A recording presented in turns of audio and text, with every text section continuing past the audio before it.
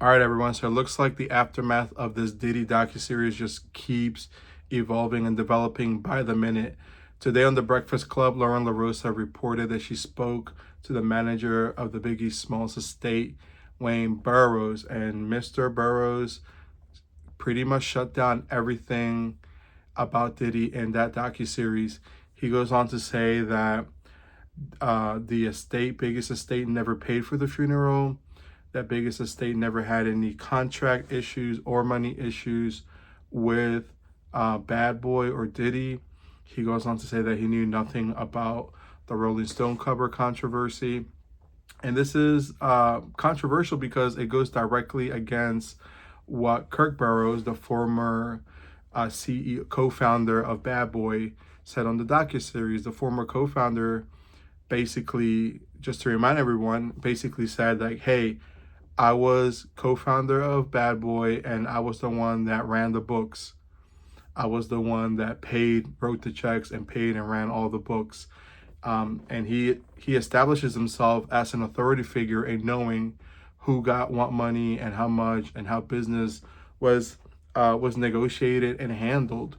So in my opinion, this is one of the things that makes the Diddy story so complex, is the fact that we have so many polarizing and opposite testimonies.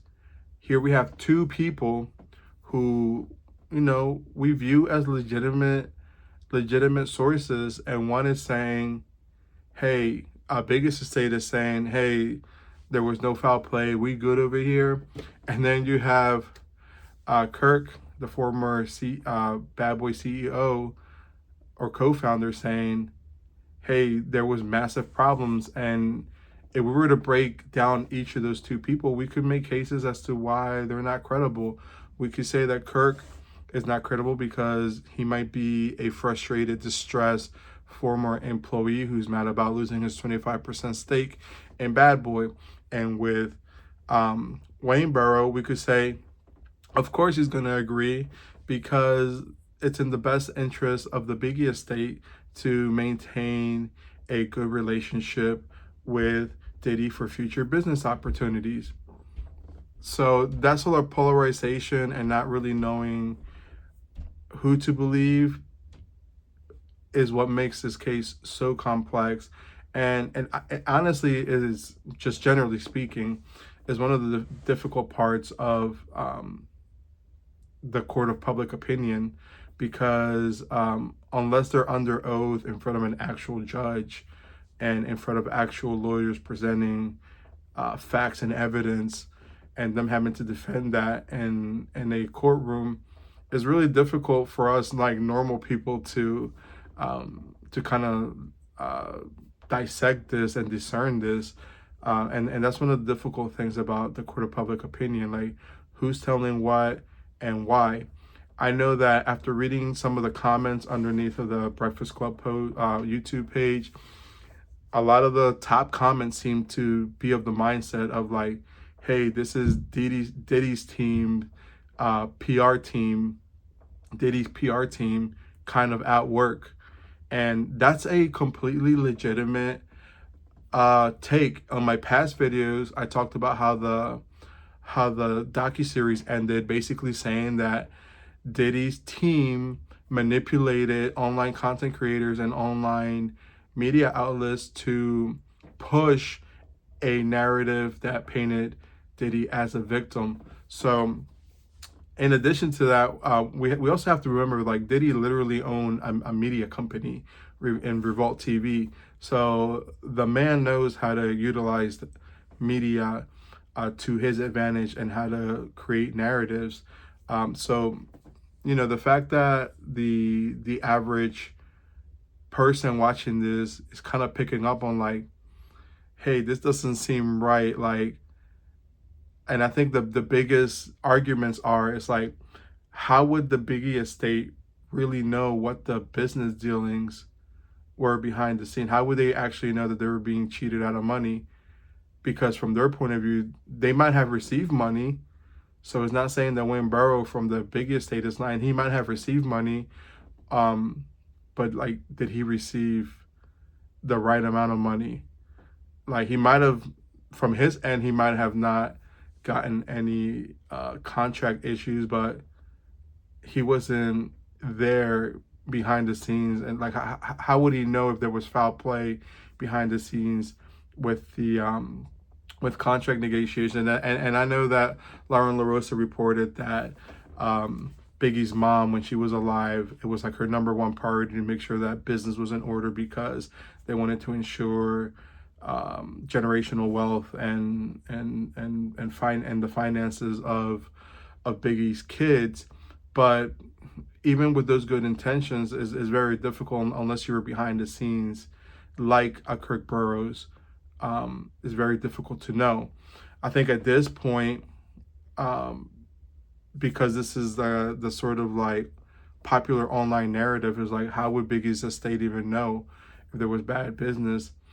I think that the only way that we will really ever know is if this actually goes to court and Kirk Burroughs presents like the paperwork. Like, he claims that, you know, Kirk Burroughs, the former Bad Boy CEO, claims that he was the one in charge of keeping the books and the numbers and all that stuff, and that he documented everything. Like, those documents, in order for us to really know, those documents would have to come out in order to prove, like, hey, these things really happen. But even then, there's always going to be skeptics. There's always going to be skeptics. But it is an interesting situation. And I think just beyond Kirk Burroughs versus Wayne Barrow, so like just beyond that, I think that what most of us are losing perspective of is that Diddy is a billionaire. I know Mark Lamont Hill always talks about how most people don't really realize how much money $1 billion is. And I'm of the same belief. I don't think a lot of people realize what it entails to have $1 billion.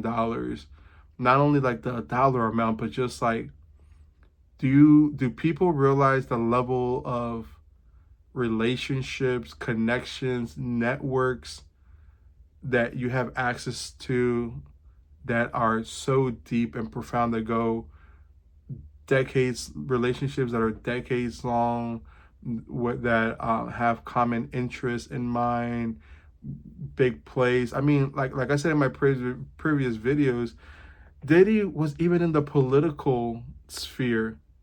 If you go back to the Obama Vote or Die campaign, and even up to recently with the whole Trump thing, he was like a forming his own PAC, basically, that was going to donate to support certain candidates. I mean, this is a extremely powerful man with a lot of connections and money and resources. So many resources that there's still the rumor going around that the president of the United States could potentially pardon him, and this would all just go away, right? Like, that's how much of a powerful man he is, where like it's still a very real possibility that the president could just pardon him and this all go away. So the reason why I'm bringing that up is because, like, yeah, it would make sense if you have so many common interests and businesses with Diddy. Like, of course you're going to have a segment of the population protecting him and defending him, because they have common interests, and it's to their benefit. And yeah, I just don't, sometimes when I see the comments online, I don't know if people realize just how truly influential and powerful billionaires are.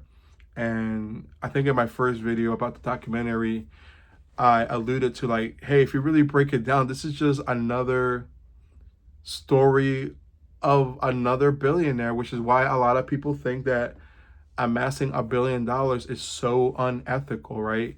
I mean, this is just another person who exploited people, exploited people, gather power through exploiting people, and is just getting out of control.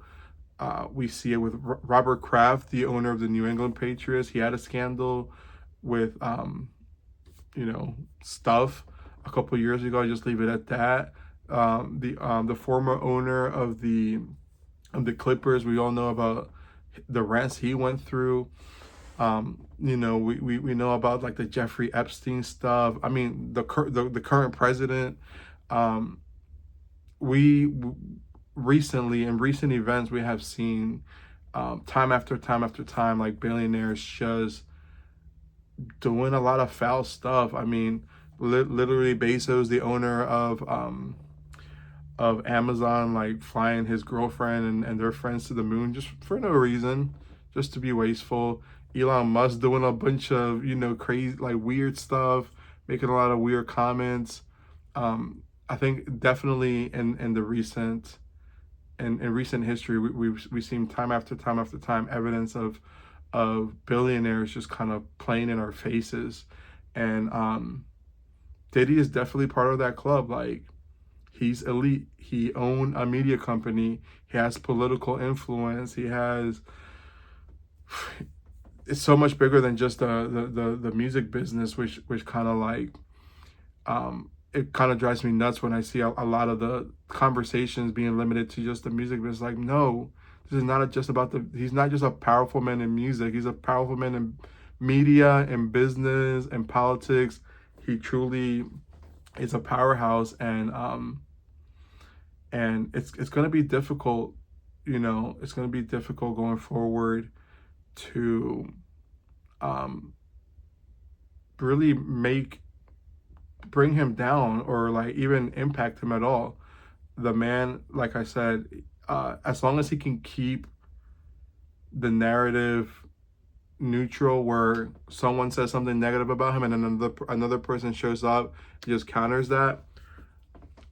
It's sad to say, but based on recent past, billionaires get away with things, and I think that's probably going to be the case with Diddy. He'll probably end up getting away with it. He's just too powerful, too much money, too many powerful people backing him. Yeah, this is what we call extreme capitalism, and like I said at the beginning of the video, the story is developing by the minute, and I think that we're just gonna continue to see these opposing testimonies that kind of cancel each other, unfortunately. And I see a lot of people online, even with the documentary, a lot of people online view the documentary as a factual, truthful telling of the events, and other people are just saying, oh, this is just sensationalism. This isn't factual. This is just like hearsay and sensationalism, mainly because 50 Cent was involved in it, and they're just trying to like rile up the whole Diddy situation.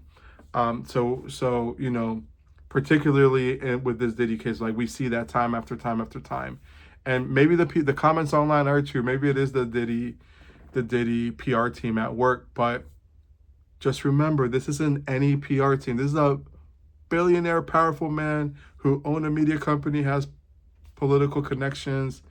This isn't your average Joe, man. Like, he's the real deal as far as power and influence. He might not have the wealth of like an Elon Musk, but the man is talented at manipulating media and pushing his narratives. So, like I said, it should be interesting. Hopefully, this stuff just kind of, I don't know. I don't really know what the best outcome or would be in this. I just hope that justice is served and that the victims are okay. But yeah, you guys let me know. What do you think about all this? Do you believe Big is a state? Do you believe that this is Diddy's PR team at work? Or do you believe Kirk Burrows? All right, peace out.